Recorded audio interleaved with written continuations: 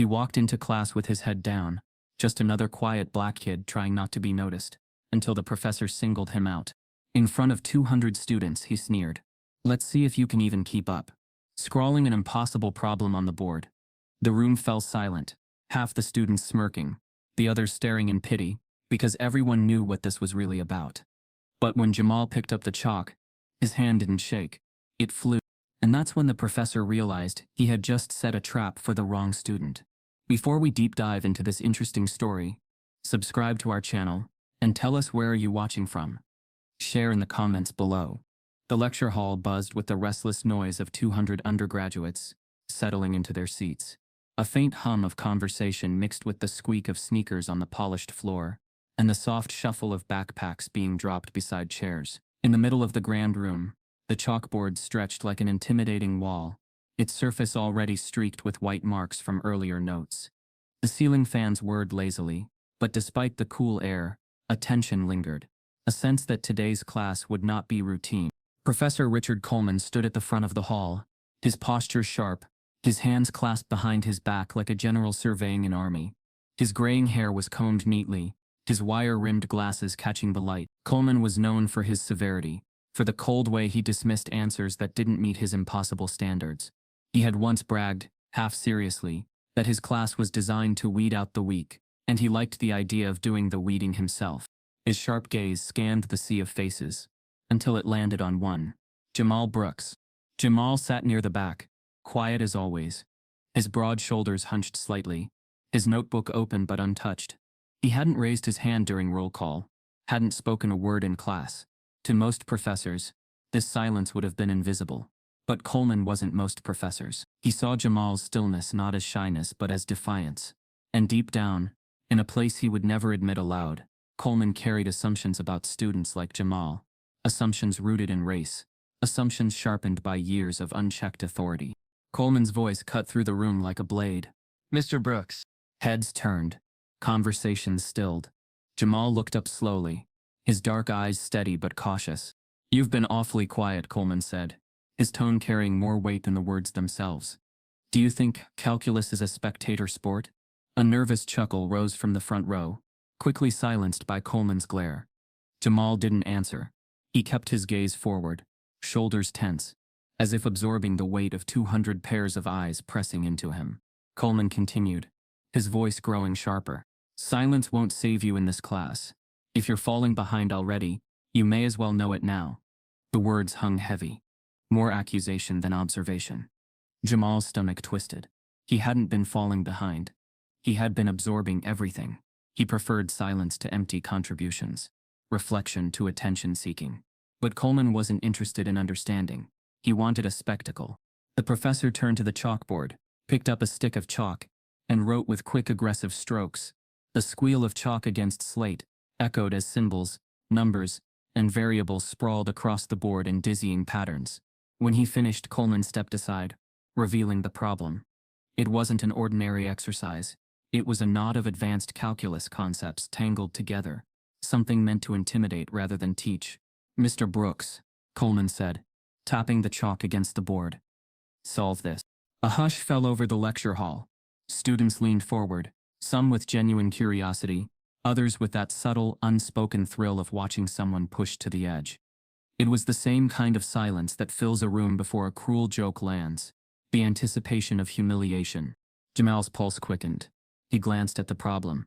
He understood it, recognized the layers, saw the path forward in his mind. But he also felt the undertone in Coleman's challenge. This wasn't about mathematics. It was about putting him in his place. For a moment, Jamal considered refusing, letting Coleman's words pass by like air. But he knew what that would look like. Another stereotype fulfilled, another quiet black boy dismissed as incapable. He sat still, gripping his pencil tightly enough to leave faint grooves in his skin. Coleman's smirk deepened. "What's the matter? Cat got your tongue?" The words stung, but Jamal remained calm, his expression unreadable. Around him, whispers began to spread. "He's not gonna do it. Bro doesn't even look ready." "Why'd Coleman pick him?" The whispers weren't just about the math. They carried an edge, a familiarity Jamal recognized too well. He had heard those tones in high school, in stores, in neighborhoods, that looked at him like a trespasser. doubt disguised as amusement, amusement laced with disdain. The problem loomed on the board, an intentional trap. Coleman had laid it with precision, confident that Jamal would stumble. The professor folded his arms, waiting. The chalk clicked softly in his hand, a sound that punctuated his arrogance. Jamal inhaled deeply, steadying himself. He wasn't afraid of the math. He was afraid of the room, the weight of eyes that didn't expect him to succeed, the professor who wanted him to fail, the knowledge that this moment wasn't just academic. It was racial. It was systemic. A single second stretched into many. Coleman tilted his head. "Well, Mr. Brooks, we're all waiting." Jamal pushed back his chair, the screech of metal legs dragging against the floor echoing across the hall. The sound made some students flinch, others snicker nervously. Slowly, deliberately, Jamal stood. His notebook remained closed on the desk. Untouched, he walked toward the front of the lecture hall, every step heavy but steady. All eyes followed him. Some looked with pity, others with skepticism, a few with quiet anticipation, but no one looked away. Coleman stepped aside, smugness radiating from him. "The board is yours," he said, voice dripping with condescension. Jamal stood in front of the problem. He stared at it, his expression calm but unreadable. He didn't reach for the chalk immediately. Instead, he let his eyes trace the variables, the integrals, the tangled web Coleman had crafted. He saw through it like he always had, patterns revealing themselves, steps aligning, the beauty of calculus unfolding like a secret language only he could hear. Behind him, whispers stirred again. "This is gonna be ugly. No way he solves that. He should have just stayed in his seat." Coleman watched, waiting for the stumble, the hesitation, the blank stare, waiting for proof to justify his prejudice. But Jamal didn't look lost. He looked calm, focused. He reached for the chalk. His hand brushed against the cool surface of the board. The chalk dust clung to his fingertips. He pressed the tip to the slate. A single line appeared, then another. Students leaned forward, straining to see. The silence deepened. Coleman's smirk faltered, just slightly, as Jamal's movements quickened, not hesitant, not fumbling, but deliberate, precise, confident. Line after line filled the board. Equations balanced, functions unfolded. The trap Coleman had set began to unravel. The tension in the room shifted. Whispers faded. Eyes widened. Even those who doubted him felt a flicker of disbelief. Jamal didn't pause. His mind was ahead of his hand, his thoughts racing, his logic flawless. Coleman's jaw tightened. He took a step closer, watching each line form with growing unease. This wasn't the performance he expected. This wasn't failure, and Jamal knew it. His hand moved faster now, the chalk squeaking against the slate, carving out a solution that seemed impossible just moments before. He was no longer just answering a problem. He was dismantling an expectation, breaking through the suffocating silence of prejudice with every mark. The final step loomed, the conclusion that would seal the work. Jamal paused, the chalk hovering inches from the board. The room held its breath, caught between disbelief and awe. Coleman's eyes narrowed. Jamal exhaled slowly. And then, without hesitation, he wrote the final line. The answer. Clean. Precise. Unquestionable. The chalk clicked softly as he set it down on the tray. He turned facing the room. His expression gave nothing away. The lecture hall was silent. Too silent. Coleman's face was unreadable, a storm hidden behind controlled features. The students waited, caught between gasps and stares, unsure whether to celebrate or recoil.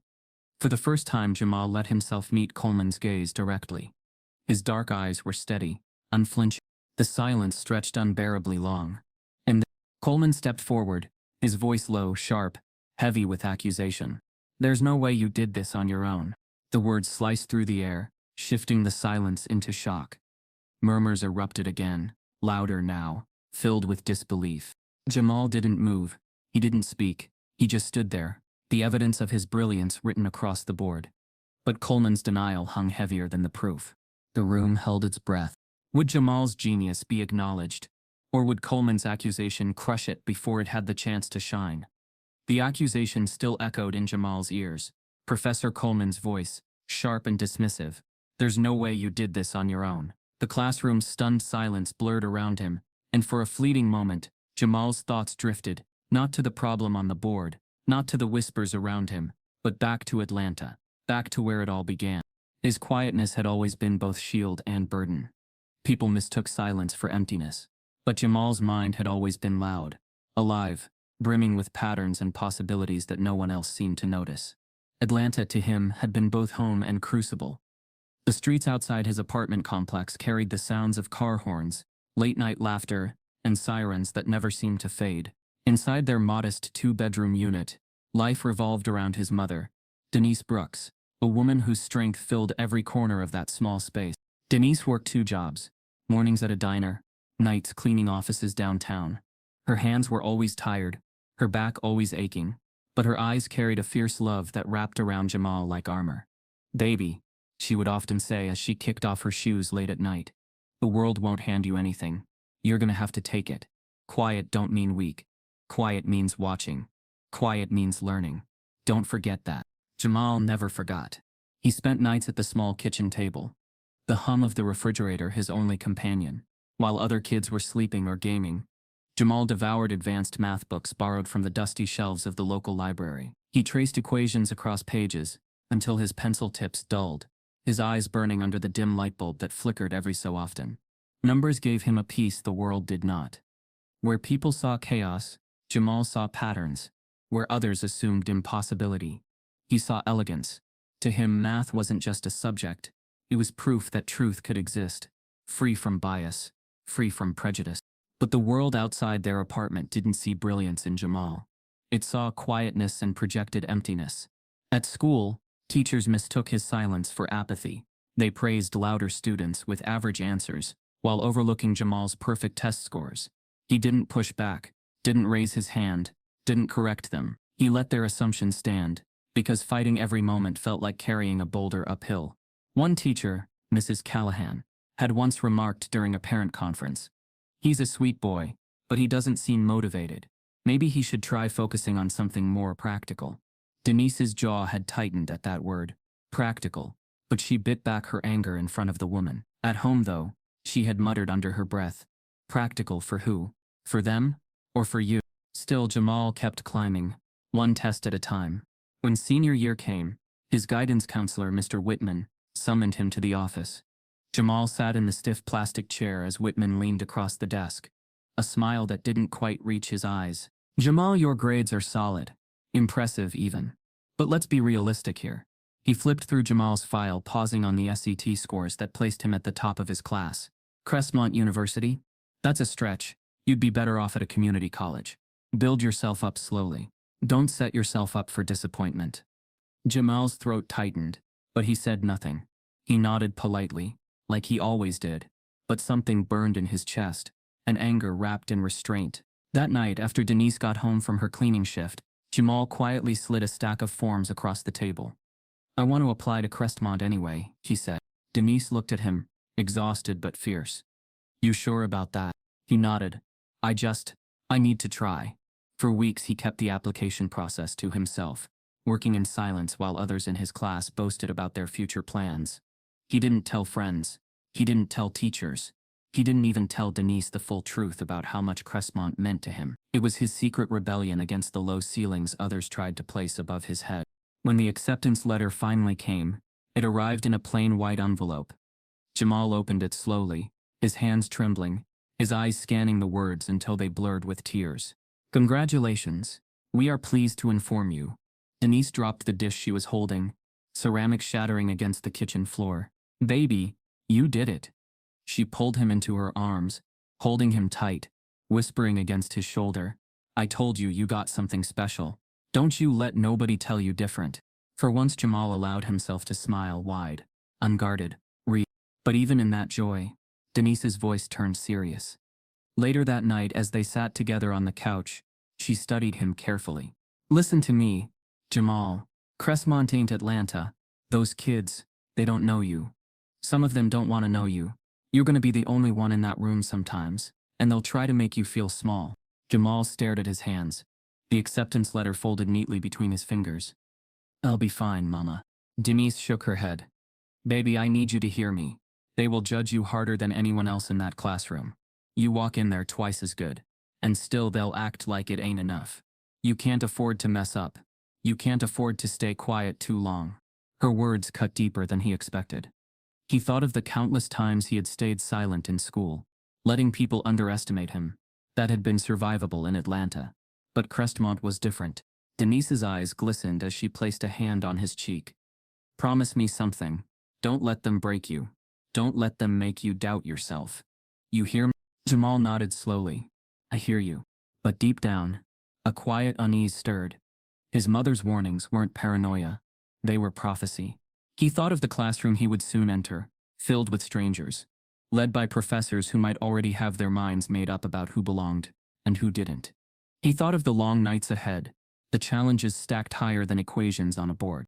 And as Denise pulled him into a hug, whispering prayers into his ear, Jamal wondered if she was right, if the world outside Atlanta was waiting to crush him before he ever had the chance to rise. Denise's voice echoed in his mind. They'll judge you harder than anyone else. But was she right? The night before his first day at Crestmont University, Jamal barely slept. Denise's words repeated in his mind like a warning chime. They'll judge you harder than anyone else. He lay in bed staring at the ceiling, his hands folded over his chest, his acceptance letter resting on the desk across the room. The letter was supposed to feel like a shield, proof of belonging. Instead, it felt like paper armor, fragile and easily torn. Morning light crept through the blinds, casting pale stripes across the floor.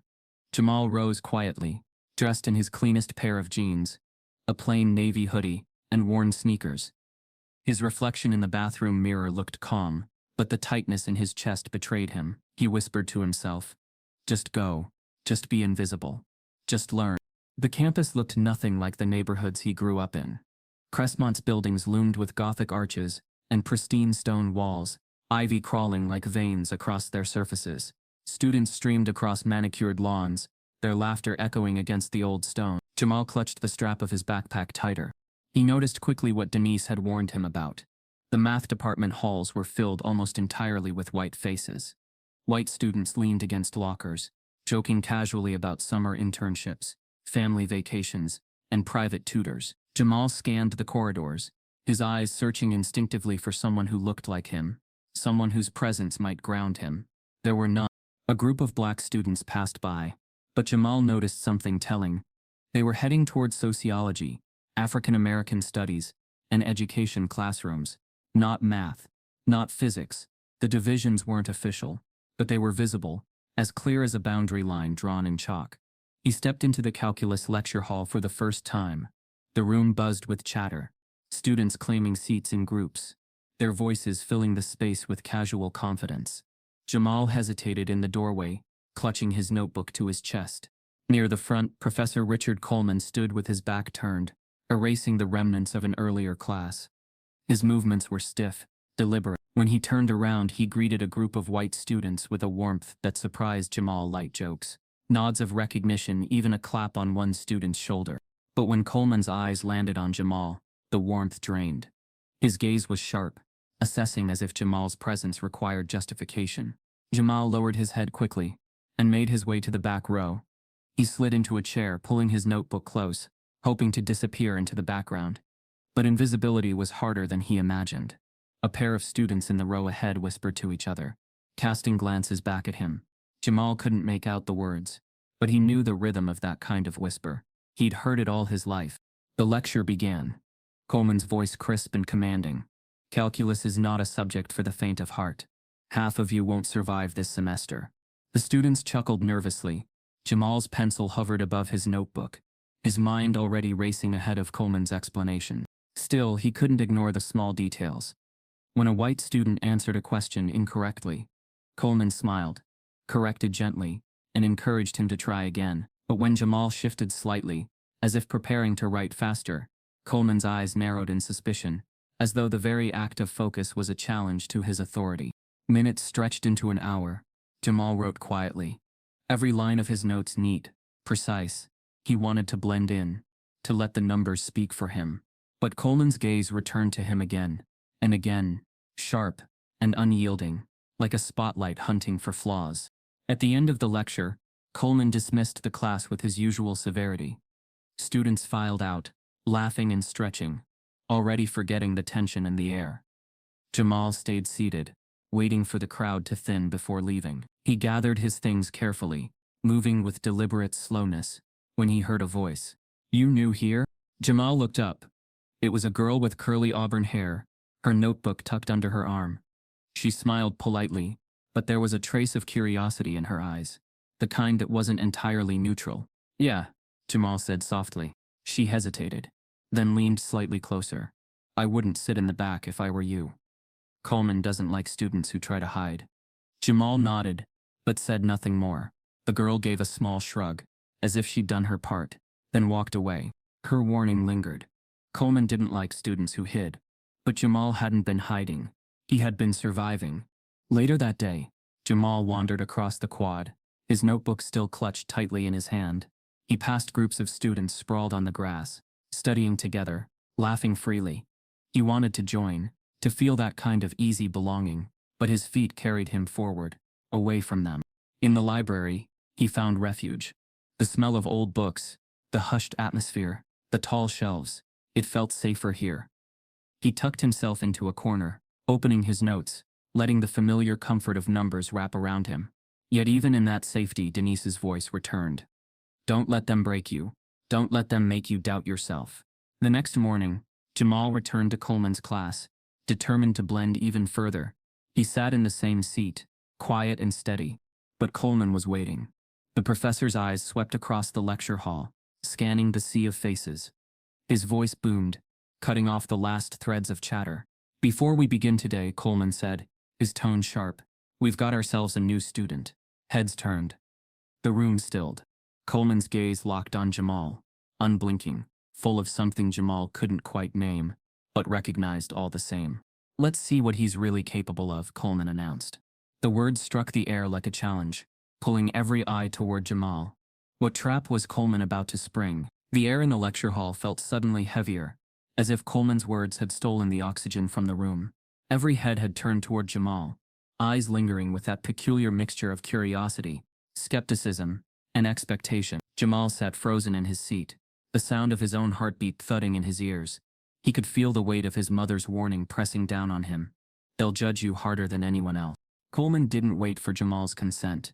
He turned sharply to the chalkboard, grabbing a fresh stick of chalk. His movements were deliberate, exaggerated, as though he wanted to turn the moment into theater. The squeak of chalk against slate echoed harshly as he scrawled a sprawling problem across the black surface, layer upon layer of integrals, variables, and derivatives that twisted into a knot of complexity.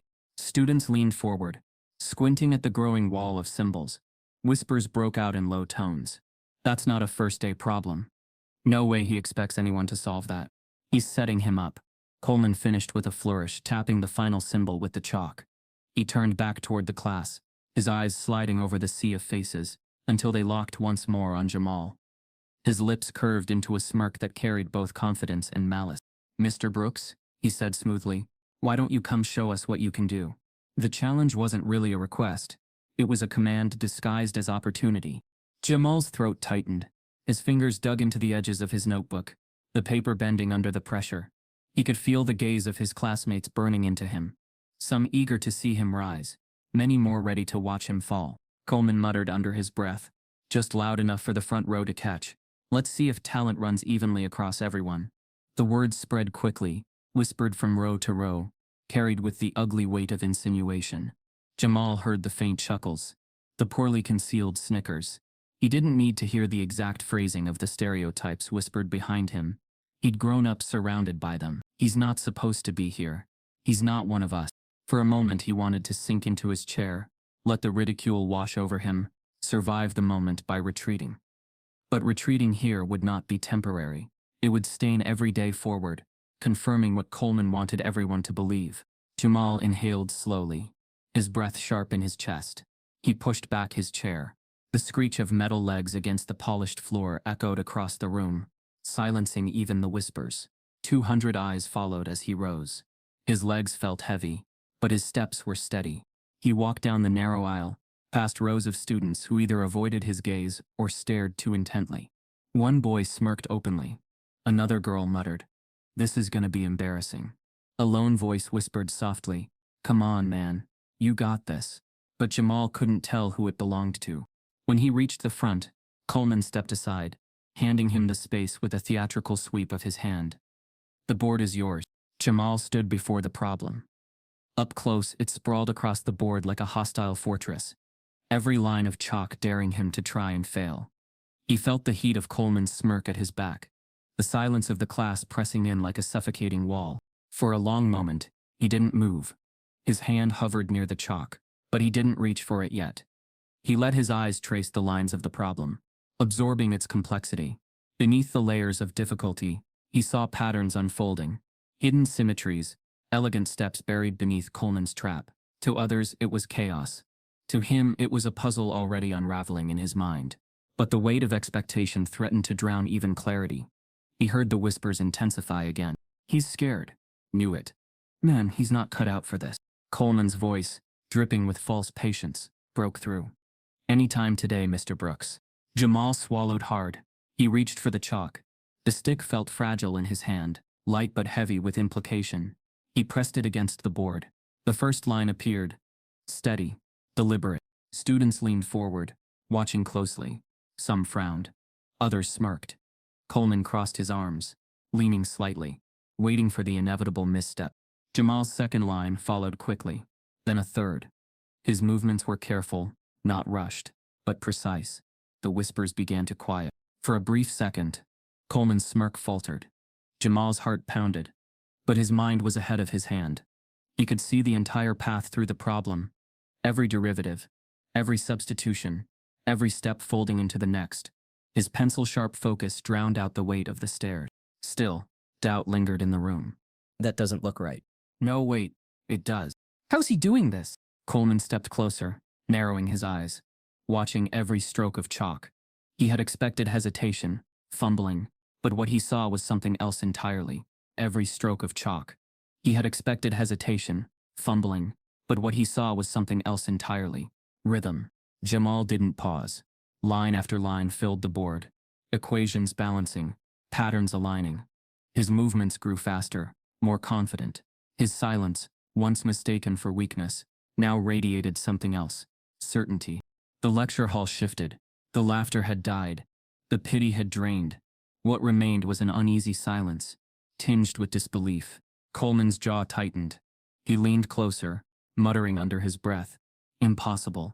Jamal heard it, but he didn't flinch. He kept writing, his hand blurred, chalk squeaking against the slate, filling the board with clean, elegant steps. For the first time, it wasn't Jamal who felt on display. It was Coleman. The professor's smirk had fully vanished, replaced by a tightening scowl. The spectacle he had intended to humiliate Jamal was slowly becoming his own undoing. Jamal reached the final step. The answer was in sight. The trap dismantled. The fortress conquered. He paused, chalk hovering inches from the board. His chest rose and fell with sharp breaths. The entire room leaned forward, suspended on the edge of his next movement. Coleman's voice snapped through the silence. Finish it. Jamal pressed the chalk firmly, writing the final line with unshakable clarity. The solution stretched across the board, undeniable, precise, complete. He set the chalk down gently on the tray. The room was frozen. Not a whisper, not a laugh, not even a shuffle of feet. Students stared, wide-eyed, some mouths open. Even those who had doubted him the loudest could not deny what was now written in plain sight. Coleman's face was unreadable, his eyes flickering with something sharp and unsettled. Jamal turned slowly, facing the sea of faces, his expression calm but resolute. The silence was deafening. Coleman finally spoke, his voice low but cutting. There's no way you did that on your own. A ripple of shock moved through the room. Jamal's heart sank, though his face didn't show it. The proof was on the board, but Coleman's denial cut through it, sharper than any mistake could have. Students shifted uncomfortably, some frowning, some whispering. A few exchanged glances, as if questioning whether they had just witnessed brilliance or deceit. Jamal stood still, silent as ever. He had expected resistance, but not this outright erasure. His work spoke louder than words, but Coleman's authority loomed heavier. The moment hung suspended, the outcome uncertain. And then Coleman's smirk returned, thin and dangerous. He stepped forward, his voice carrying across the room. Let's see how long you can keep that up. Jamal's flawless solution wasn't the end of Coleman's trap. It was only the beginning. The board stood as silent witness, covered in Jamal's flawless solution. Each line flowed into the next with precision, the final answer gleaming like a quiet triumph against the heavy air. Students who had leaned forward expecting a train wreck now sat back in stunned disbelief. Some blinked rapidly, as if trying to convince themselves they had actually seen what had just happened. Coleman didn't move at first. His hands gripped the edge of the desk, his jaw tightening as if he had swallowed something bitter. The script he had written for this moment, Jamal fumbling, the class laughing, humiliation sealing his place, had unraveled. Then, Coleman's lips curled into a tight smile that wasn't a smile at all. He adjusted his glasses and stepped closer to the board, scanning the solution. The silence stretched, every second louder than words.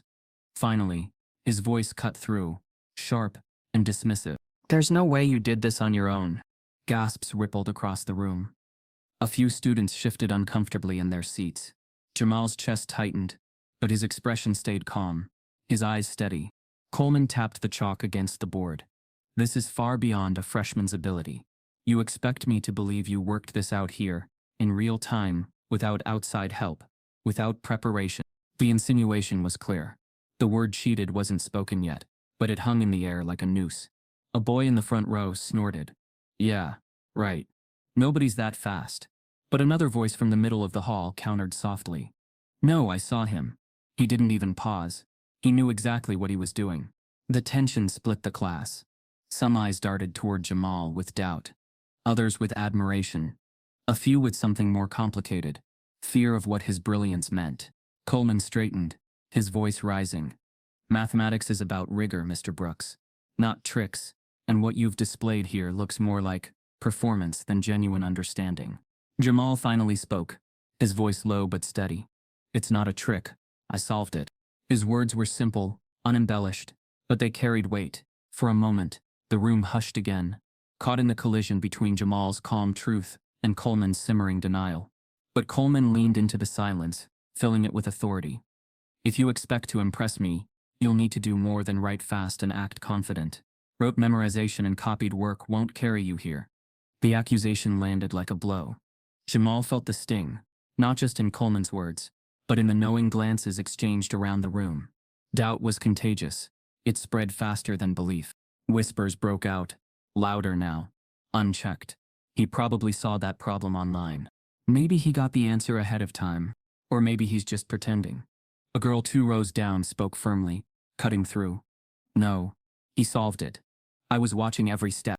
Her defense silenced some of the murmurs, but not enough. Suspicion lingered, heavy and poisonous. Coleman, sensing the shift, delivered the final twist of the knife.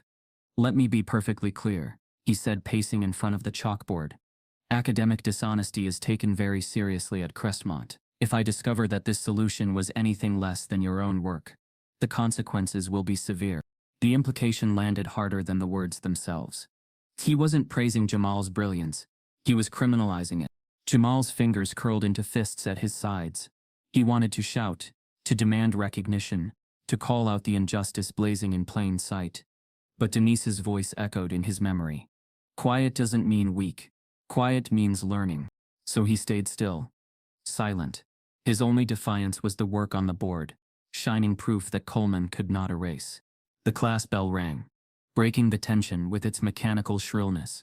Students gathered their things, but the room didn't return to its usual chatter.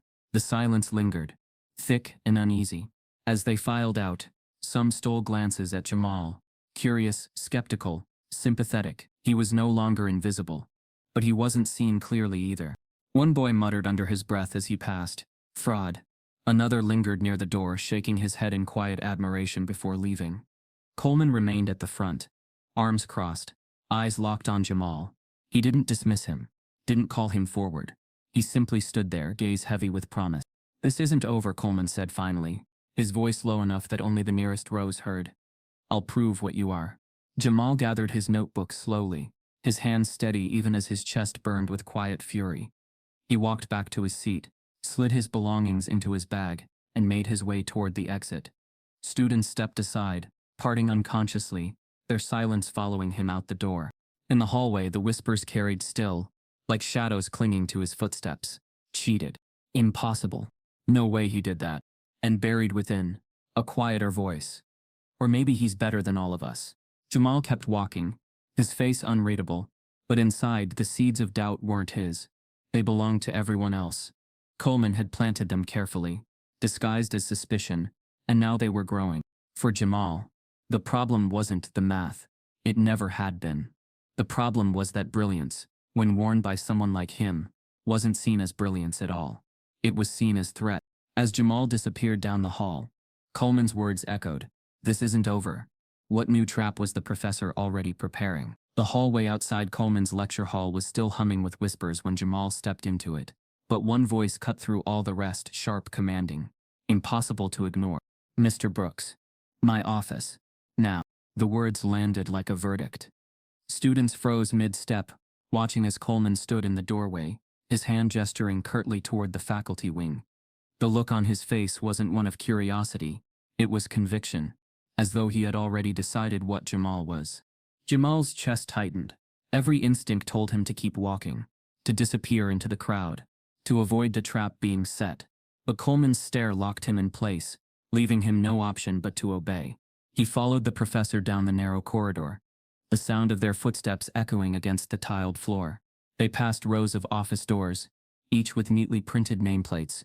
Students inside spoke easily with other professors, smiling, laughing, treated like equals. Jamal noticed the contrast as Coleman's silence stretched heavier with each step. Coleman unlocked his office and gestured inside. The room smelled faintly of old chalk and stale coffee.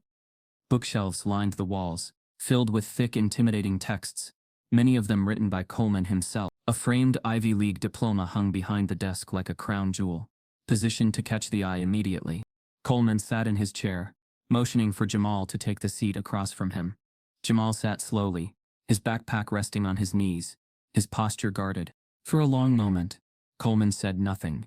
He simply studied Jamal, his fingers steepled beneath his chin. Finally, he leaned forward. "You're an interesting case, Mr. Brooks," he began, his tone low and cold. "I don't often see first-year students attempt problems of that level, let alone solve them so quickly." Jamal met his gaze but stayed silent. Coleman's lips pressed into a thin smile.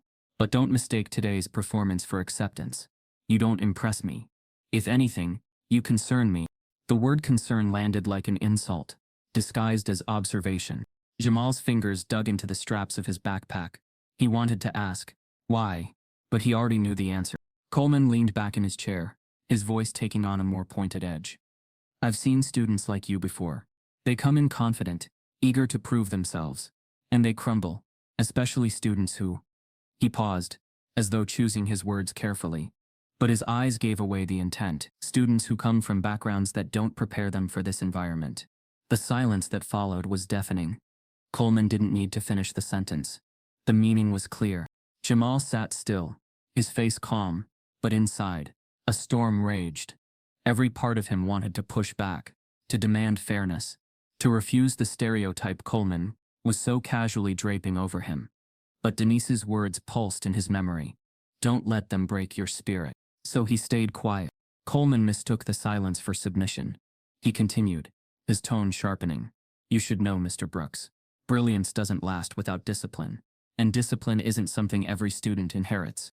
The word inherits carried its own poison, an insinuation wrapped in academic language. Jamal's jaw tightened. He thought of the late nights at the kitchen table, his mother working herself to exhaustion so he could study without worry.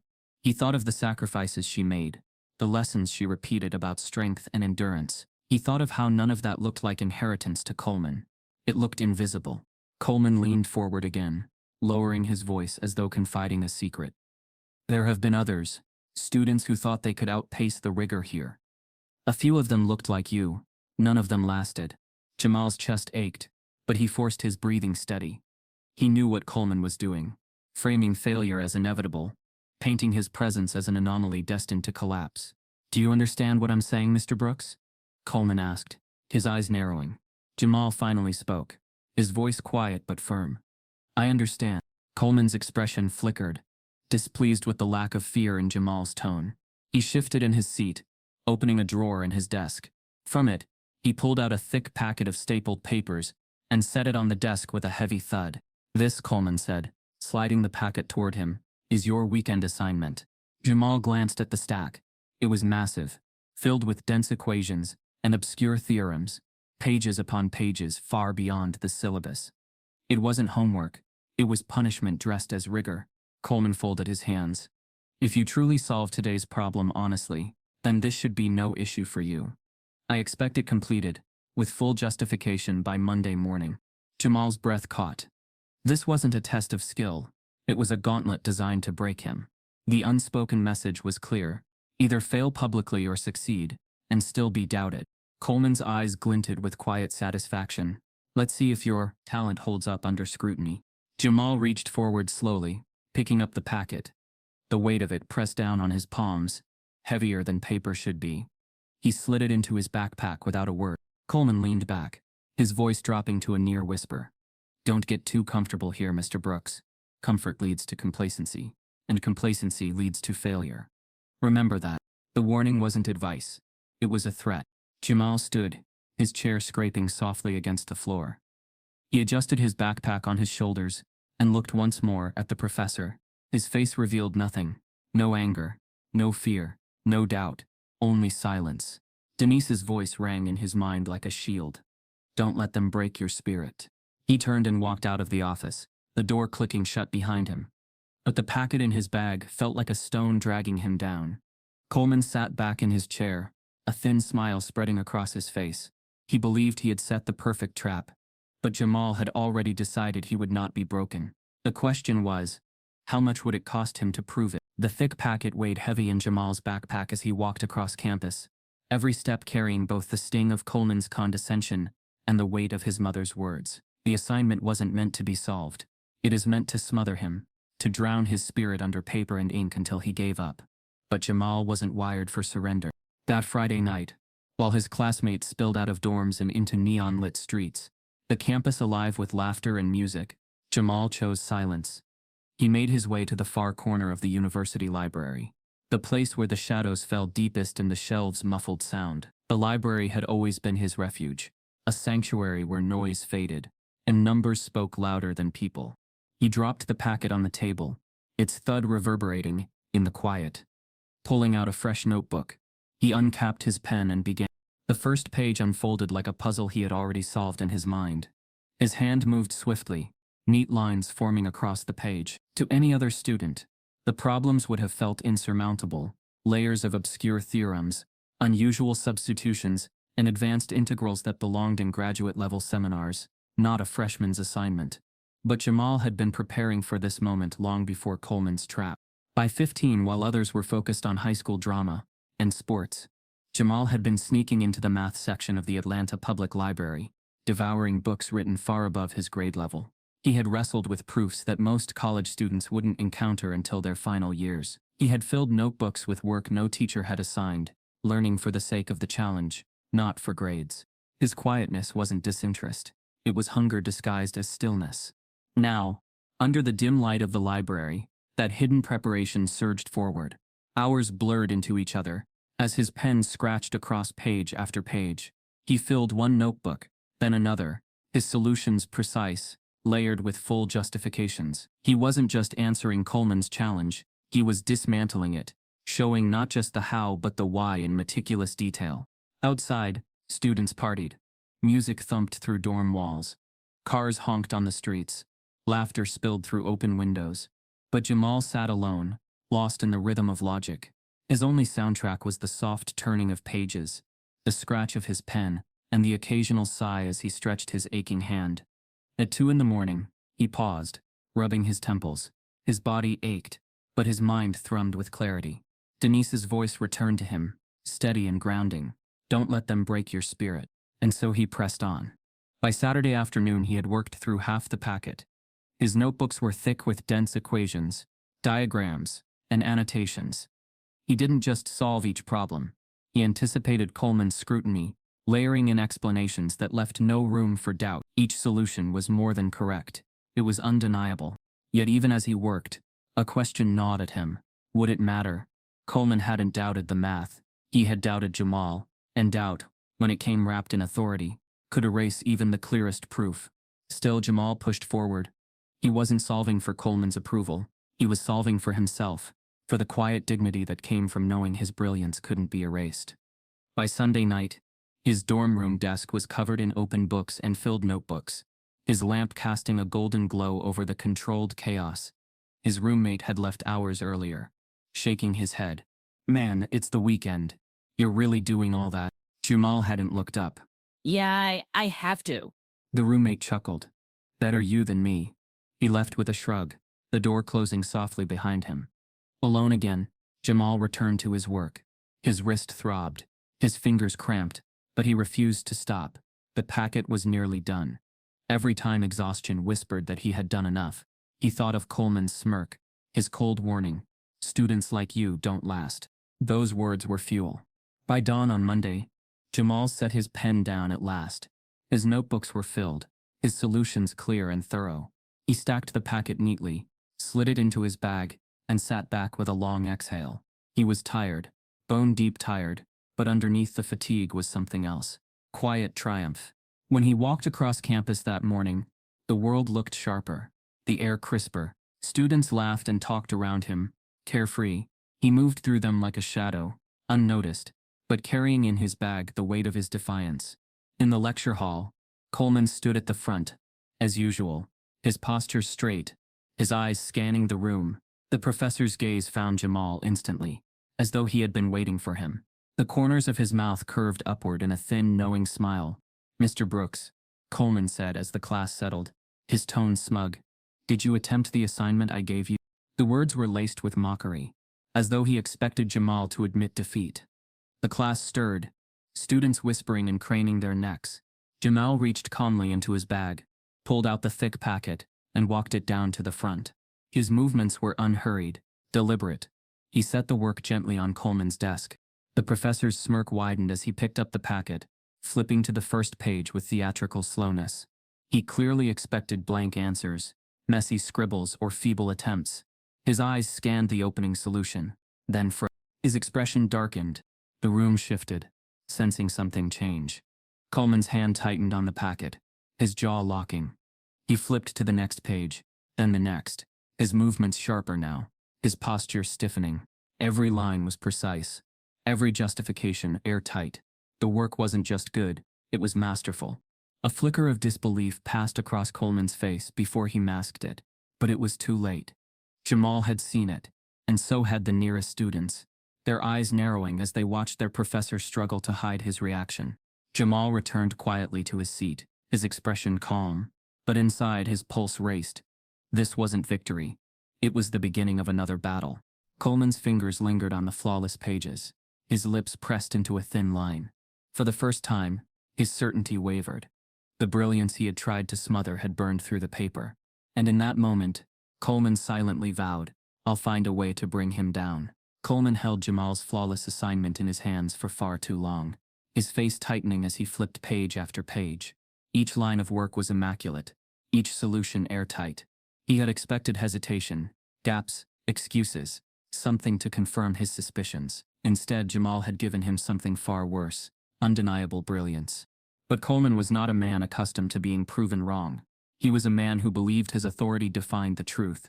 And so, as the semester moved forward, he began to craft a different kind of trap, one more insidious than a packet of equations. It started subtly. Jamal noticed his homework grades dipping, even when his answers mirrored those in the solution manual. A perfectly reasoned proof earned him a C+ with comments scribbled in the margin. Insufficient justification. A flawless set of integrals came back marked with red pen. Suspect work. At first, Jamal told himself it was coincidence. Maybe Coleman was grading harder across the board. Maybe he had overlooked something small. But then he overheard two classmates comparing their papers after class. "Man, I got an A on this," one said, pointing to his solution, nearly identical to Jamal's. Jamal glanced down at his own copy. The same steps, the same reasoning, graded a B. A cold weight settled in his chest. It wasn't coincidence. It was targeted. In class, Coleman's undermining grew bolder. Whenever Jamal answered a question precisely, clearly without hesitation, Coleman would pause, tilt his head, and deliver a backhanded remark. "Interesting, but perhaps you should double-check that next time." Confidence without rigor is dangerous. When Jamal stayed quiet, Coleman prodded him. Silent again, Mr. Brooks. Calculus requires engagement. Maybe this level of rigor isn't for everyone. The words landed with deliberate cruelty, hanging in the air long enough for the class to absorb them. Whispers spread, subtle but sharp. Jamal began to hear Coleman's phrases echoed back at him, in the cafeteria, in study groups, in passing conversations. Confidence without rigor. Maybe this level isn't for everyone. They didn't say his name, but he felt it. Every repetition was a dart aimed squarely at his place in Crestmont. Jamal buried himself in work, hoping that excellence alone would silence the doubt. He spent late nights in the library, filled notebooks with proofs, cross-checked every step against multiple sources. But when his assignments came back, the grades continued to slip. B2+. Even a D on an exam where he knew every answer was correct. His GPA began to bend under the weight of Coleman's bias, bending toward a shape that didn't reflect his ability, but instead reflected Coleman's narrative, that Jamal didn't belong. Denise's voice haunted him on the phone one evening. Baby, you sound tired. You sure everything's all right? Jamal hesitated. He wanted to tell her the truth, that every day felt like a battle, that he was being erased in slow motion by red ink and cutting remarks. But he knew how hard she worked to keep him there, how much she sacrificed for the tuition payments, for his shot at something bigger. I'm fine, Mama, he said softly. Just a lot of work. Denise paused, her silence filled with unspoken knowing. Then she said gently, Don't let them break you, Jamal. Promise me. I promise. But inside he felt himself cracking. The cracks widened one afternoon when Coleman returned a major exam. Jamal's score 62. The red pen sprawled across the paper, not correcting errors, but questioning validity. Are you sure you understand this? Seems unlikely you reached this conclusion honestly. Across the aisle, a student with nearly identical answers had a 96 written at the top. Coleman had even circled his final solution with the comment, Excellent work. Jamal sat frozen, the paper trembling in his hands. His classmates noticed. A boy 2 rows ahead smirked. Guess even prodigies slip up, huh? The words stung, not because they were cruel, but because they carried Coleman's shadow. The professor had planted the seed, and now others watered it freely. That night, Jamal stared at the stack of graded papers spread across his desk. He knew what was happening. He also knew how dangerous it was to speak out. Professors were authority. Students were expected to endure. Any accusation from him would be twisted as excuse-making. Still, the thought gnawed at him. If I stay silent, he wins. The next class, Jamal tried to push through. Coleman called on him again, his tone cutting. Mr. Brooks, what's the solution to this integral? Jamal answered clearly, walking the class through the steps. It was correct. The room was quiet, waiting. Coleman's lips twitched into a cold smile. That's one approach, but I'm not convinced you truly grasped it. We'll revisit this later. The dismissal was final, a stamp of illegitimacy on a perfect answer. Jamal sat down slowly, his chest heavy. Around him he caught the faintest murmurs. Not convinced, not rigorous. The echo was alive again. Coleman's voice replicated in the mouths of his peers. The walls were closing in. By mid-semester, Jamal's GPA had dipped dangerously low. It wasn't just Coleman's class anymore. Suspicion had spread. Other professors, hearing whispers of dishonesty and performance without rigor, began to scrutinize him differently. Assignments that once passed easily now came back with harsher comments. Lower marks. It was a domino effect, one man's bias rippling outward, until it warped Jamal's entire academic standing. Late one evening, Jamal sat alone in his dorm room, staring at the glowing screen of his laptop. He clicked through his grades, the numbers dragging down his future. His chest felt hollow. A new notification appeared. His heart skipped. New email, Crestmont University Academic Integrity Office. He clicked it open, his eyes scanning the words quickly, his breath catching with every line. Professor Richard Coleman has filed a report alleging academic dishonesty in your recent coursework. You are required to appear before the Academic Review Board next week. The room seemed to tilt. His stomach dropped. His fingers hovered over the trackpad, trembling. Coleman hadn't just undermined him with grades. He had escalated the attack to something far deadlier, a formal accusation that could erase Jamal's entire place at Crestmont. Jamal stared at the screen, the words burning into his vision. Coleman's quiet war had gone public. The question wasn't just whether Jamal could survive, it was whether the university would even let him stay. The email sat on Jamal's laptop screen long after the glow of the monitor had turned his face pale. His eyes kept tracing the words, as if repetition might change their meaning. Allegation of academic dishonesty, required to appear before the academic review board.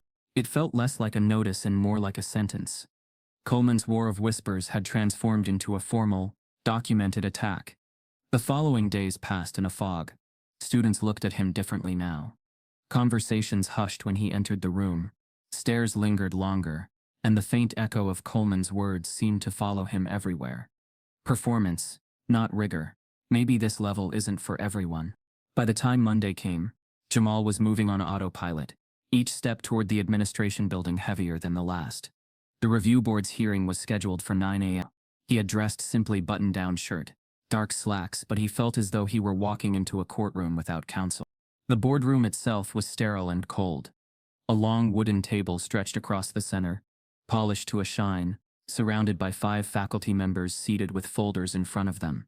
At the head sat Dr. Avery, the Dean of Academic Affairs, her silver hair pulled back into a tight bun. Coleman was already there. He sat confidently, hands folded, his expression neutral but his eyes glinting with quiet victory. Jamal took the seat opposite him. His palms were damp, his throat dry. Dr. Avery cleared her throat. "Mr. Brooks, Professor Coleman has brought forth concerns regarding the integrity of your recent work. Today's purpose is to review those concerns and determine whether disciplinary action is necessary." Her words were formal, clinical, but Jamal felt the weight beneath them. This wasn't just about an assignment. It was about his future. Coleman began smoothly, his tone calm, professional, almost paternal. "Madam Dean, esteemed colleagues, I want to be clear that this is not a personal matter. My concern lies solely with academic standards." Mr. Brooks presented himself early in the semester as disengaged, unresponsive. Yet within weeks he displayed an extraordinary leap in performance, solving problems well beyond the capacity of a freshman. This sudden transformation is troubling. He paused, letting the implications sink in. "Troubling how?" one professor asked. Coleman adjusted his glasses. "Troubling because such progress defies the normal arc of learning. It suggests external aid, cheat sheets, prior access to solutions, or even an unauthorized assistance. When I assigned him an advanced packet, expecting him to falter, he returned work that mirrored graduate-level precision. Too perfect, too thorough." Jamal felt his stomach clench. Coleman had twisted his brilliance into suspicion, his effort into evidence against him. "Are you suggesting plagiarism?" Dr. Avery asked. Coleman nodded gravely. "I am suggesting that his work is inconsistent with his observable behavior and prior record. In my professional judgment, it warrants serious doubt." The words landed like stones, each one stacking higher into a wall Jamal could not climb. When Dr. Avery turned to him, Jamal's voice felt caught in his throat, but he forced it out. "I didn't cheat. Every line of that work is mine. I've been studying math at this level since high school. I spend hours every night in the library." He faltered, searching for words strong enough to cut through suspicion. "I don't know what else to say except that it's mine." The professors exchanged glances. Unreadable. One of them scribbled notes. Another tapped a pen against the table. Coleman leaned back in his chair. The picture of calm authority. If that's true, then perhaps he can provide evidence of this so-called history of advanced study. Books he's read, prior teachers who can vouch for him, published work. Jamal's silence stretched. He had notebooks at home, filled with years of self-study, but no official stamp of recognition. His high school teachers hadn't seen him. They had dismissed him. There was no one here to vouch for the nights at the kitchen table, for the countless hours of quiet labor. Coleman's smile was faint, but it cut deep. "You see the difficulty?" The board murmured in agreement. Jamal felt himself shrinking under their collective gaze, not because he was guilty, but because his truth lacked witnesses. And then the door opened. Denise. She walked in quickly, her purse slung over her shoulder, her face drawn tight with exhaustion but blazing with determination. She had driven through the night, leaving her shift early, her eyes still rimmed red from fatigue. "Excuse me," she said firmly, her voice trembling with emotion but unyielding. "I need to be here. That's my son you're talking about." Dr. Avery looked startled. "Mrs. Brooks, this is a closed faculty review. With all due respect, Denise interrupted. You're sitting here deciding my boy's future without him having anyone on his side. You've heard from his professor. Now you're gonna hear from me. The room fell silent. Even Coleman blinked, caught off guard by her sudden arrival. Denise turned to the board, her voice steady now, carrying years of hardship and resolve. My son has been doing math like this since he was 15. He used to sit at the kitchen table while I worked double shifts, teaching himself from books no one gave him. He didn't need a teacher telling him he was smart. He knew it himself, and when the world tried to put him in a box, he broke out with numbers on paper. She leaned forward, her eyes sharp. Don't tell me he cheated. Don't tell me he ain't capable. I know what he's capable of. I raised him. Her words hung in the air, heavy with truth. For the first time, Jamal felt seen, not by the professors, not by Coleman, but by the fierce presence of his mother. Dr. Avery cleared her throat, regaining composure. Mrs. Brooks, while we appreciate your perspective, the board must review evidence based on academic standards. This will require time. We will reconvene after further examination. With that, the decision was postponed. No verdict, no resolution, only uncertainty. As the room emptied, Coleman caught Jamal's eye. His expression was calm, smug, almost triumphant. The postponement wasn't a reprieve.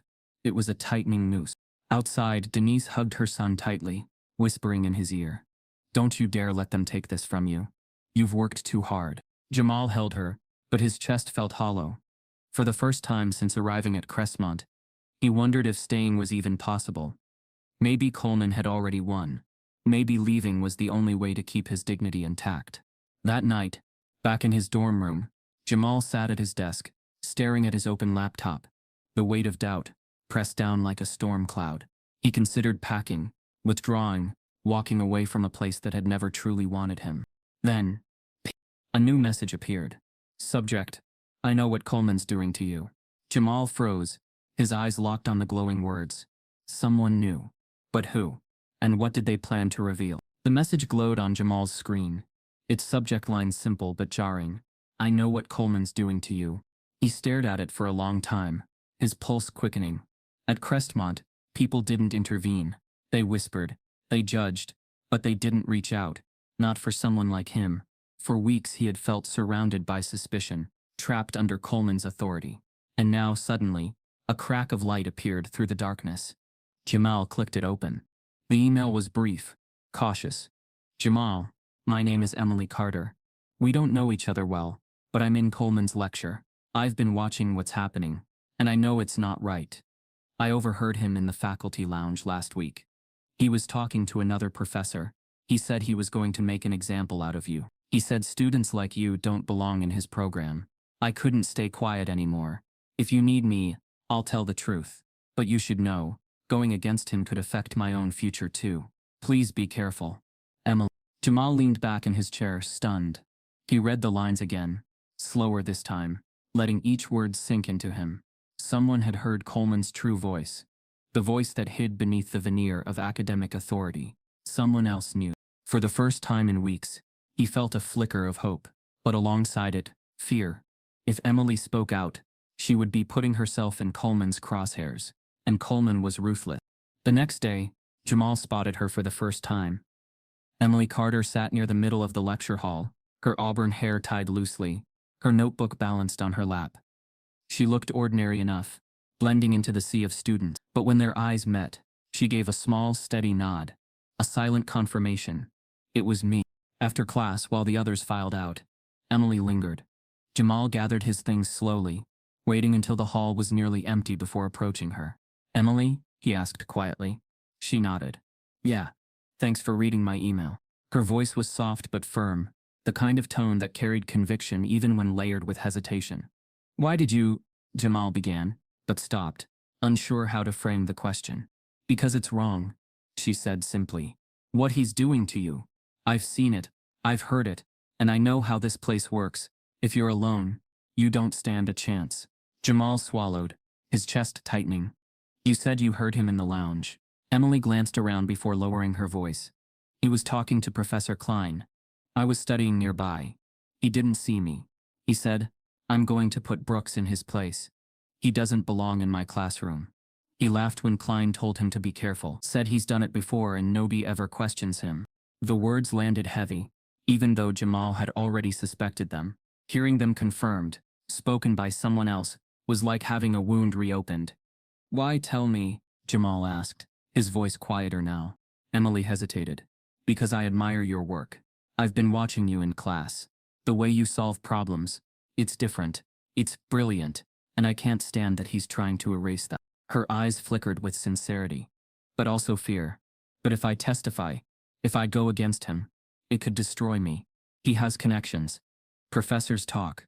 Recommendations matter. I'd be putting everything at risk." Jamal felt torn. He wanted her voice, needed it.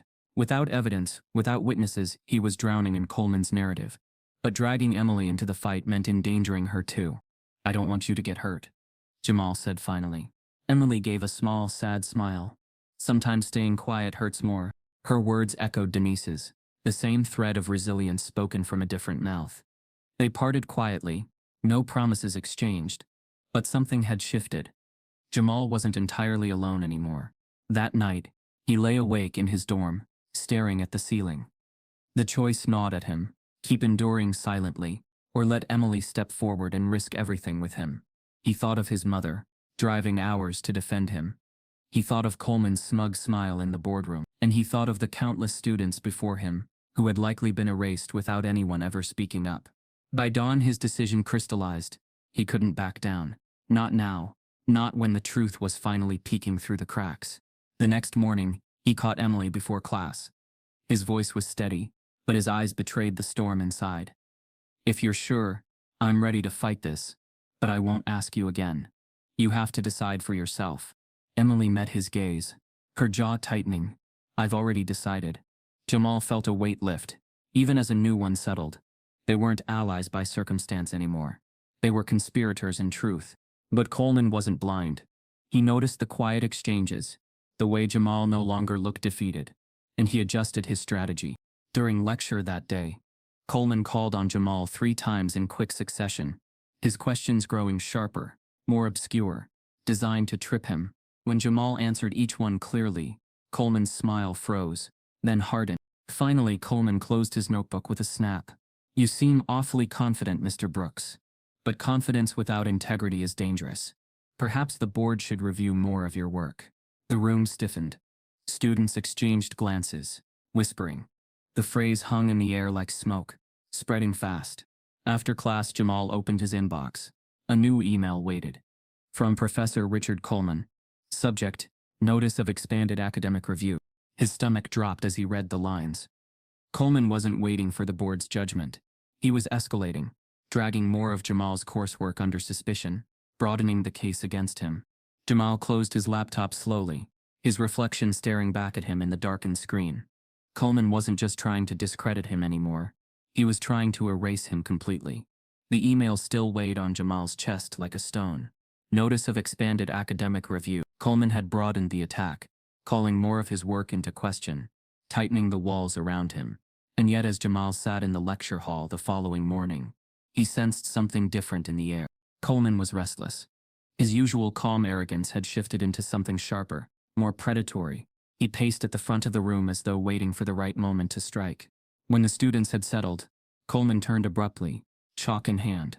He began scrawling across the board, equations layered with obscure functions, strange substitutions and contradictions that spiraled into what looked less like a problem and more like a puzzle built to collapse under its own weight. By the time he stepped aside, the board was filled with symbols that twisted into a wall of impossibility. Coleman turned to the class, his smile thin. "Some problems," he said slowly, "are meant to separate genuine thinkers from pretenders. Mr. Brooks, why don't you join us up here?" The words sliced through the air.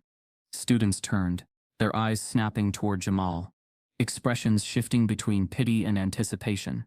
"This is messed up," someone whispered. "He's trying to kill him in front of everyone. No way he gets through that." It felt like a public execution, the kind where failure wasn't just expected, it was demanded. Jamal sat frozen for a heartbeat, Denise's voice whispering through his memory. "Don't let them break your spirit." He rose slowly, his chair scraping against the floor. The sound echoed in the silence.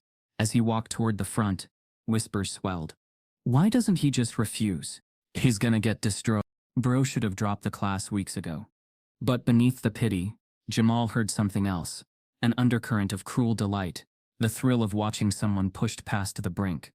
Coleman stepped back from the board, gesturing grandly. The floor is yours, Mr. Brooks. Jamal stood before the impossible problem. Up close, the contradiction screamed at him, each line a snare designed to trip him. Coleman hadn't written a problem to be solved. He had written a problem to prove unsolvable. And yet, as Jamal's eyes traced the chaos, he saw threads others didn't. He saw not a wall but a maze. Flawed, yes, but not hopeless. The trick wasn't to force a solution. It was to reshape the path itself. He picked up the chalk, holding it steady even as his hand trembled faintly. The first line appeared. Simple, deliberate, a starting point, a foothold in the storm. The class leaned forward. Is he actually trying? He's gonna embarrass himself. Wait, what's he doing? Jamal ignored them. His mind raced ahead of his hand, searching for patterns, building bridges where Coleman had left traps. Each line of chalk was a risk, a gamble that the maze could be navigated if he trusted his instincts. Minutes stretched. The whispers faltered, fading into uneasy silence. The rhythm of chalk against slate filled the room, steady and purposeful. Jamal's breathing slowed, his nerves settling into focus. He wasn't solving Coleman's problem anymore. He was rewriting it, bending it into coherence, transforming the trap into a demonstration of creativity as much as rigor. Behind him, Coleman's smile stiffened. His eyes narrowed as he watched the impossible begin to bend. The board filled with Jamal's handwriting, each step justified, each contradiction carefully reframed. He wasn't erasing Coleman's design. He was outthinking it, turning flaws into opportunities. The class shifted. Skepticism gave way to curiosity. Curiosity to awe. Even those who had whispered doubts now leaned forward, eyes wide. He's actually doing it. No way.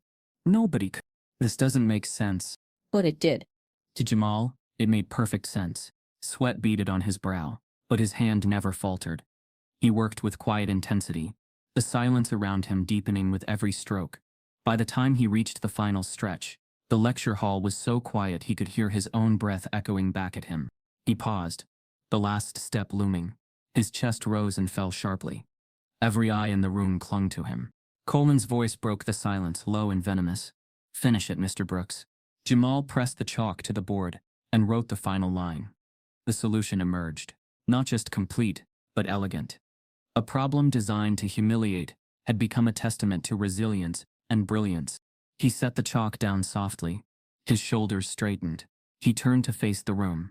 The silence stretched, thicker than before, charged with disbelief. Students gaped.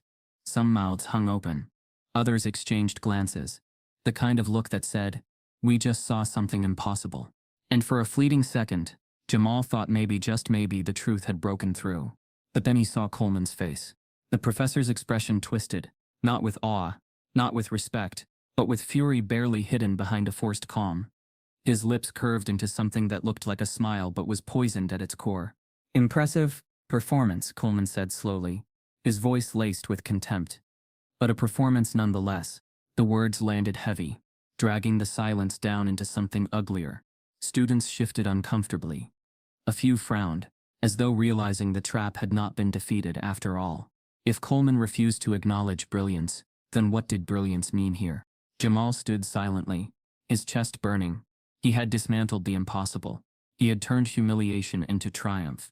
And yet Coleman's refusal stole the air from the moment.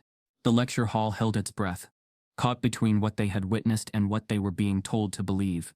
Jamal's solution glowed across the board, undeniable and elegant. But Coleman's denial was louder, his face twisted with a new resolve. He would not let this brilliance stand. The chalk dust still clung to Jamal's fingertips when Coleman dismissed class without so much as a glance in his direction. Students filed out in uneasy silence, their whispers hushed, as though even acknowledging what they had just witnessed might draw Coleman's wrath. Jamal gathered his bags slowly, his shoulders heavy with the knowledge that brilliance alone wasn't enough. Not here, not under Coleman's gaze. By evening, Coleman had already set his next move into motion. In the dean's office, Coleman sat across from Dr. Avery, the same calm mask stretched across his face. His tone was measured, professional, almost weary. as though the burden of maintaining academic integrity had been unfairly placed on his shoulders.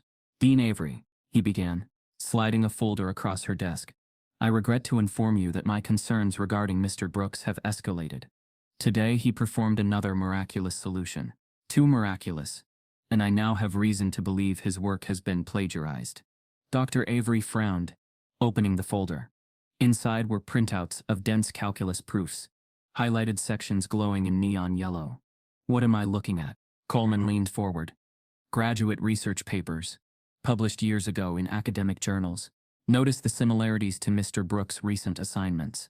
Line for line, structure for structure. It's uncanny. I fear he's been lifting his work from sources he barely understands." His voice carried the practiced weight of authority. A man who had presented evidence countless times, who knew how to cloak bias and professionalism. Dr. Avery scanned the pages slowly. The similarities looked striking, almost damning. She pursed her lips. "This is serious, Richard." Coleman nodded gravely. "Exactly my concern. We cannot allow this to go unchecked. If we tolerate such dishonesty, what does that say about our standards?" Beneath the veneer of concern, Coleman's eyes glinted with satisfaction.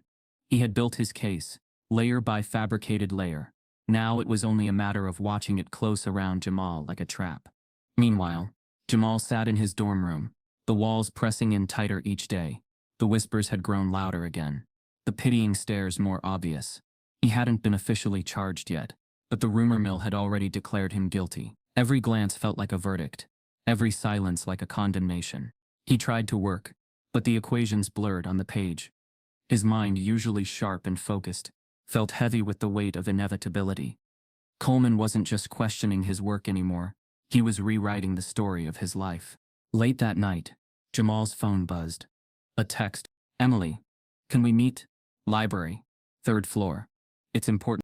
Jamal pulled on his hoodie and walked through the cool night air, the campus quiet except for the distant laughter of students returning from parties. He entered the library, its fluorescent lights humming faintly, and found Emily waiting by a study table, her laptop open, papers scattered around her. She looked up quickly. "Jamal, I found something." Her voice carried urgency. "What is it?" he asked, pulling out a chair. Emily turned her screen toward him. "I heard about what Coleman's saying, that you plagiarized. So I started digging. I went through the so-called graduate papers he's comparing your work to." On the screen, 2 documents sat side by side.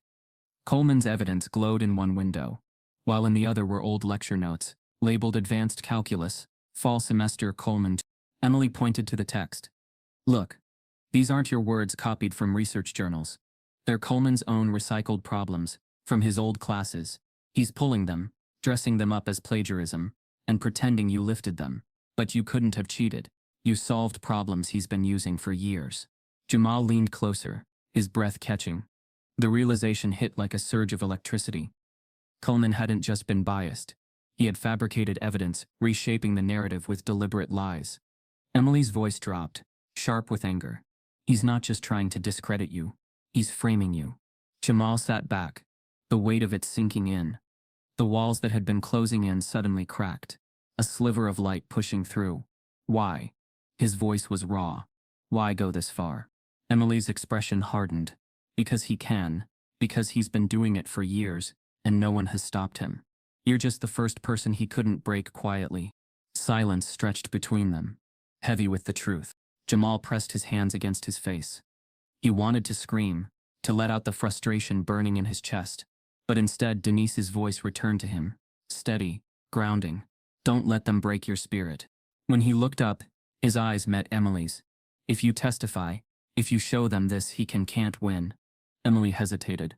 Her hands hovered over the laptop keys. "Jamal, if I do this, I'll be putting everything at risk. He'll come after me too. Professors protect each other here. He has friends in the department. What if they close ranks?" Jamal's chest tightened. He wanted to say, Don't risk yourself for me." But the truth sat heavy on his tongue. Without Emily, he had nothing. Coleman's lies would crush him. "I can't ask you to do this," Jamal whispered. "You didn't ask," Emily replied firmly. "I'm telling you. It's the right thing." Her words carried the same conviction Denise had carried into the review board. 2 different voices, one truth. Silence was complicity. Emily closed the laptop, Her jaw set. I'll expose him. I'll bring this to the board myself. But Jamal, she paused, her voice softening. You need to be ready. Because when he sees this, he won't go down quietly. Jamal nodded slowly, his heart pounding. For the first time, hope and fear collided inside him, equal parts fire and ice. Emily slid the laptop into her bag. Tomorrow, she said, her voice steady, we take this to them. As Jamal walked back through the quiet campus, the night air sharp in his lungs, one thought consumed him. Emily had the proof to destroy Coleman's lies, but would the university listen, or would they protect the professor who had always held the power? The boardroom felt colder than before. Fluorescent lights buzzed overhead, casting a pale glow across the long oak table. Folders were stacked neatly before each member, and a pitcher of water sat untouched at the center, its condensation pooling like nervous sweat. Jamal sat at the end of the table, Denise on one side, her hand gripping his tightly, grounding him. Across from them sat Coleman, his posture flawless, his suit crisp, his expression calm but sharpened, the picture of authority. Dean Avery opened the meeting with her clipped tone. We are reconvened to address the concerns regarding Mr. Brooks. Professor Coleman, you may present your findings. Coleman rose slowly, the folder in his hand thick with papers. He moved with the ease of a man certain of victory, his confidence radiating like a performance. Thank you, Dean Avery. He adjusted his glasses and spread the papers across the table. I present to you conclusive evidence that Mr. Brooks' work is not his own. As you can see, his so-called solutions bear striking resemblance to published graduate research. The structure, the phrasing, even the notation line for line. This is not coincidence. It is plagiarism. He tapped a highlighted section with deliberate emphasis, then slid the paper toward the board members. And when questioned, Mr. Brooks offered no tangible proof of prior experience, no verifiable mentors, no documented history to justify his sudden leap in ability. This is not brilliance. It is dishonesty masquerading as genius. His words fell heavy, his tone measured. Several board members leaned forward, examining the printouts. Murmurs rippled softly across the table. Jamal's heart pounded. The walls closed in again, just as they had before. Coleman's lies, neat and polished, sounded too convincing, and Jamal's truth still sat voiceless inside him. Dean Avery turned to him. Mr. Brooks, do you have a response? Jamal swallowed hard. I didn't cheat. I've studied this on my own for years. I filled notebooks in high school, teaching myself. I can't prove that here, but it's the truth. Every solution is mine. His voice trembled, not with guilt, but with the weight of being unheard. Coleman smirked faintly. Words, nothing more. The board seemed ready to nod, to move toward agreement. The tide was shifting against Jamal again. Then the door burst open. Emily Carter rushed in, her laptop tucked under her arm, a stack of printouts clutched tightly in her hand. Her face was flushed, but her eyes burned with determination. Wait, she said, her voice cutting through the sterile air. You need to see this. The room froze. Dean Avery frowned. Miss Carter, this is a closed review. Emily shook her head, moving quickly to the table. You'll want to hear this. It's about Professor Coleman. Coleman's composure faltered for the first time. His jaw tightened. This is highly inappropriate. But Emily was already spreading the printouts across the table. These aren't graduate research papers. They're Coleman's old lecture notes. From 2016. I found them archived online. He's been recycling problems for years. Jamal couldn't have plagiarized them. They're his professor's own material. Gasps broke the silence. Board members leaned forward, scanning the papers, their expressions shifting. Emily wasn't finished. Her hands trembled slightly, but her voice grew steadier. And there's more. Last week, I overheard Professor Coleman in the faculty lounge. I recorded it. Listen for yourselves. She opened her laptop and pressed play. Coleman's voice filled the room, sharp and unfiltered, stripped of its professional mask. I'm going to put Brooks in his place. Students like him don't belong in my program. I'll make sure he doesn't last the semester. The words echoed, bouncing off the walls. Impossible to deny. The room erupted. Professors whispered to each other in shock. Board members exchanged glances, their faces tightening with discomfort.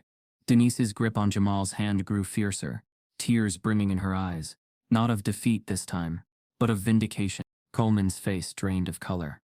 He shifted in his seat, stammering for the first time. This is taken out of context. A private conversation. Dean Avery's eyes snapped toward him, her voice sharper than it had been all morning. Professor Coleman, are you denying these are your words? Coleman's lips parted, but no sound came. The recording still hung heavy in the room. Undeniable. Emily stepped back, her chest heaving. You wanted to silence him, but you can't silence the truth. For the first time, the board's attention turned fully to Jamal. Not with suspicion, but with dawning recognition. The narrative had cracked. Coleman's weapon turned against him. Jamal's chest swelled with something he hadn't felt in weeks. The strength to speak. He rose slowly, his voice calm but filled with fire. You wanted me silent, he said, his gaze fixed on Coleman. You wanted to erase me, to make me doubt myself, to make everyone else doubt me. But my work speaks louder than your hate. And no matter how hard you try, you can't take that away. The room stilled. His words didn't shout. They resonated, quiet but undeniable, echoing like the final line of a proof no one could refute. Dean Avery leaned back in her chair, her expression unreadable. She glanced at the other board members, who shifted uncomfortably, whispers darting across the table. Finally, she lifted her hand. We've heard enough. The board will deliberate immediately. The words hung in the air like a gavel. Jamal sat back down, his heart pounding in his chest. Emily gave him a small nod, her eyes filled with both fear and pride. Denise reached for his hand again, whispering softly, That's my baby. Across the table, Coleman sat rigid, his mask shattered, fury simmering beneath his silence. The board members rose, carrying their folders into a private chamber. The door shut behind them, leaving the room in heavy silence. Jamal exhaled slowly, the weight of everything pressing against him. He had spoken. Emily had risked everything. The truth was finally on the table, but the decision was still in their hands. The board prepared to return with their verdict. Jamal's future, his mother's sacrifices, Emily's courage, his own unbroken resilience, all hung in the balance of a single decision. The boardroom door creaked open, and the panel of professors filed back in with solemn faces. The air in the room was so tight it felt like the walls themselves were holding their breath. Jamal sat upright, Denise's hand clutching his, Emily standing quietly at his side. Across the table, Coleman straightened his posture, as if sheer willpower could stitch his fractured authority back together. Dean Avery cleared her throat, her eyes sweeping across the room before settling on Jamal. Mr. Brooks, after reviewing all available evidence, including the testimony and recording presented today, the Academic Review Board finds no basis for the allegations of dishonesty. You are cleared of all charges. Your record will remain intact. The words struck like thunder. Denise gasped, her hand flying to her mouth. Emily's shoulders sagged with relief. Jamal exhaled sharply, the tension of weeks spilling from his chest in a single breath.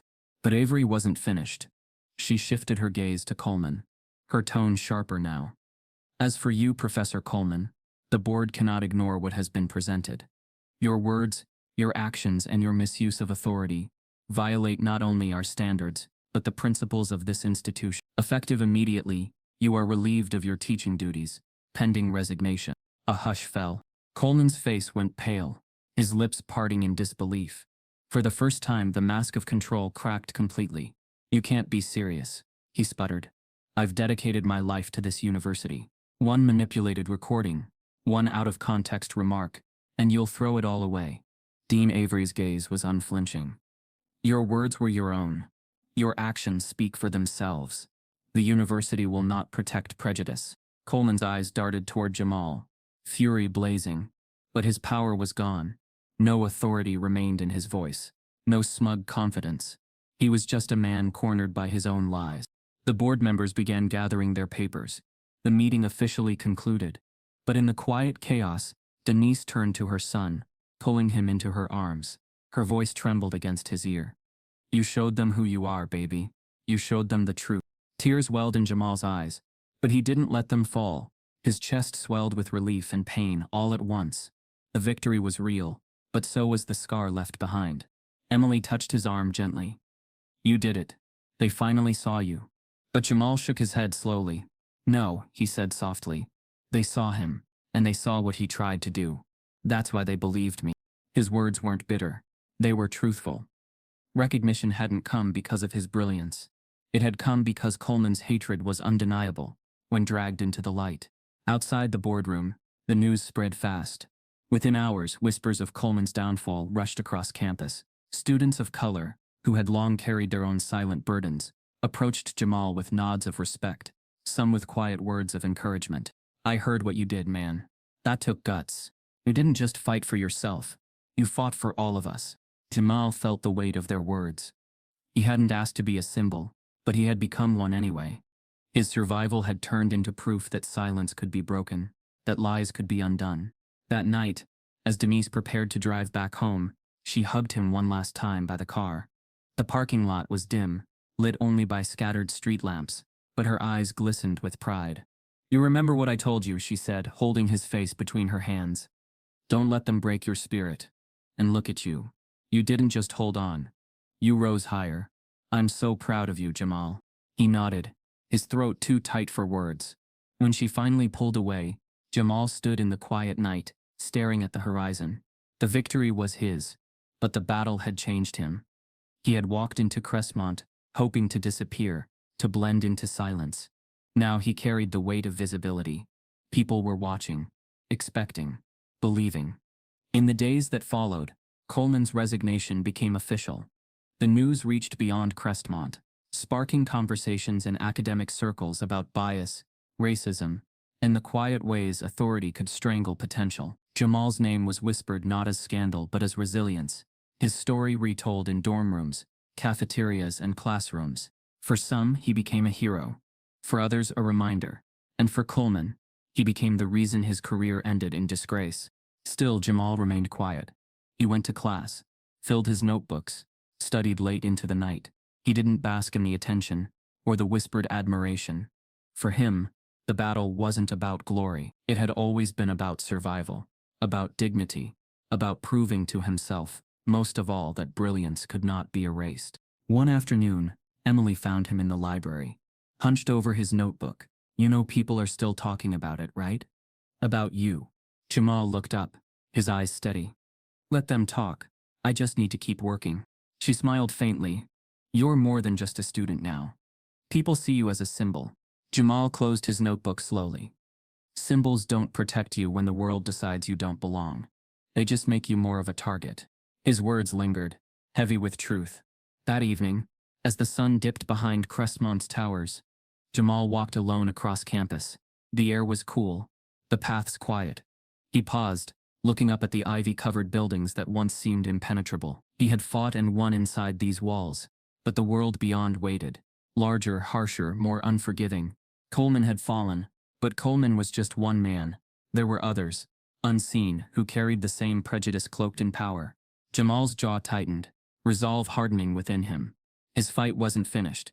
It had only just begun. As he stepped into the twilight, Jamal knew Crestmont was only the first battlefield. The world beyond awaited, and it would judge him even harder. The lecture hall looked the same, but to Jamal it felt entirely different. Months had passed since the day he first walked through its doors.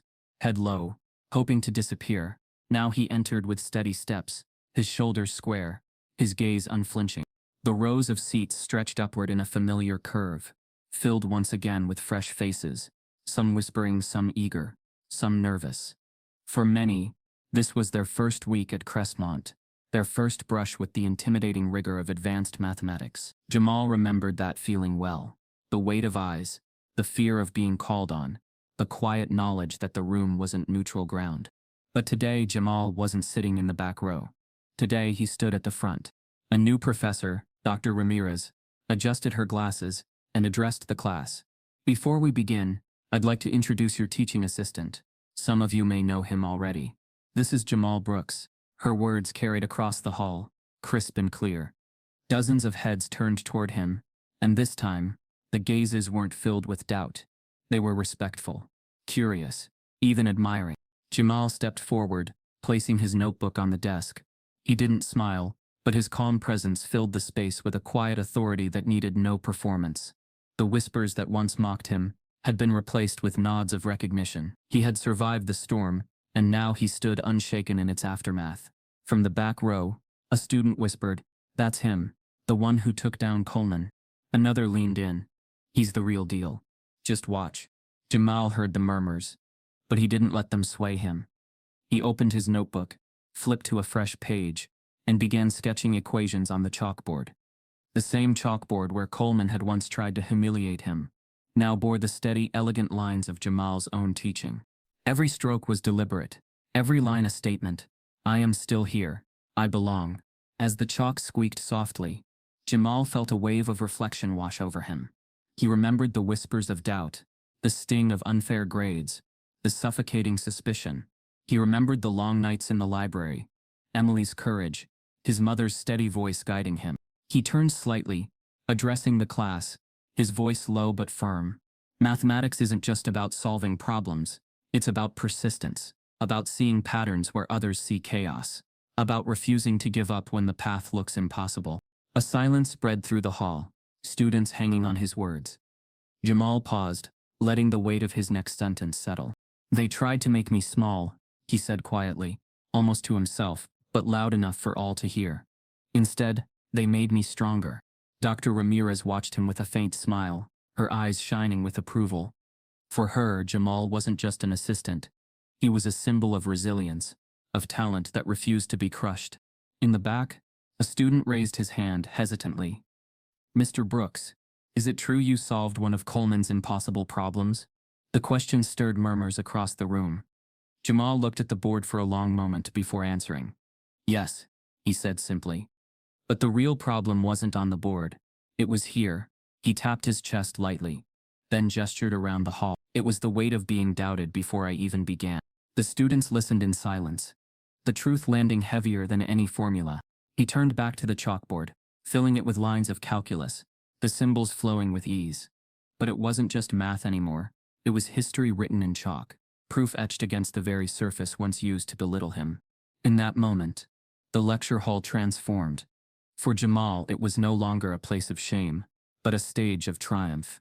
As the class ended and students packed their bags, Jamal stayed behind, erasing the board slowly. Each swipe of the eraser cleared space for the future, but in his mind, he left the memory of his equations etched there forever. Emily met him at the door, her smile warm. You looked different up there. Jamal tilted his head. Different how? Like someone who knows his voice can't be silenced anymore. Her words sank deep, affirming what he had begun to understand. Coleman had failed not only to break him, but had made him into something stronger than he had ever imagined. That night, walking across the quiet campus, Jamal paused outside the library, where he had spent so many hidden hours. He thought of his mother, driving through the night to stand for him. He thought of Emily, bursting into that boardroom with truth in her hands. And he thought of himself, 15 years old, bent over borrowed textbooks, chasing patterns no one else believed he could see. Now those patterns had led him here, to survival, to vindication, to strength. He stood tall in the twilight. His reflection caught faintly in a glass window, silent, steady, unbroken. And as his gaze lingered, a question rose inside him, not just for himself, but for the world watching. How many other voices are being silenced before they're ever heard? The thought burned within him, not as despair, but as purpose. His story wasn't finished. His battle wasn't over. He had endured. He had risen. But countless others still stood where he once had, small and silenced in rooms that didn't want them. The world beyond Crestmont waited, and Jamal Brooks was ready. The chalkboard, clean now, reflected the faint trace of dust left behind. The same surface once weaponized against him now bore the ghost of his brilliance. Jamal stood tall before it, silent, unbroken, and stronger than ever. They tried to silence him, but his truth refused to be erased. And it makes you wonder how many